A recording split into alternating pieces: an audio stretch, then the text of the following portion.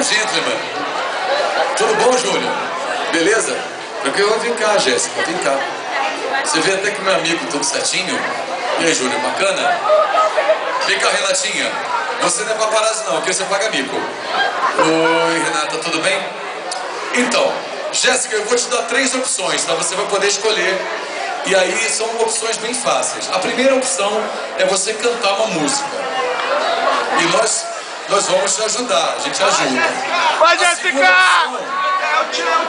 A segunda opção é você dançar uma música. Entendeu? E a terceira e última opção, que é a mais fácil de todas, né, que essa é a mais ridícula, é você dançar e cantar. Você canta e dança ao mesmo tempo. Seus amigos, se é que a gente pode chamar de amigos, mas isso aí paga amigo mesmo, não sei o quê. Falaram que é melhor a terceira opção. Pois é, esse cara que levantou a mesa, a mão ali, se você quiser chamar ele para pagar o amigo junto, você pode chamar.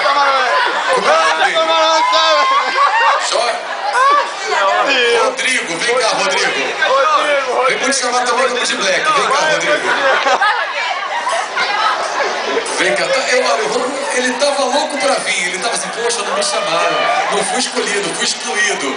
Você vê, ele tava louco pra vir. Foi o primeiro a levantar quando falou um pouco do nome. Não. E aí, beleza? Tudo certinho, cara?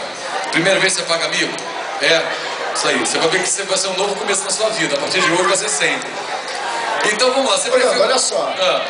Sabe que é aniversário da Jane também. Mentira. Né? É, da aniversário Jane? da Jane. E cadê a Jane? Vamos chamar a Jane. Vem cá, Jane.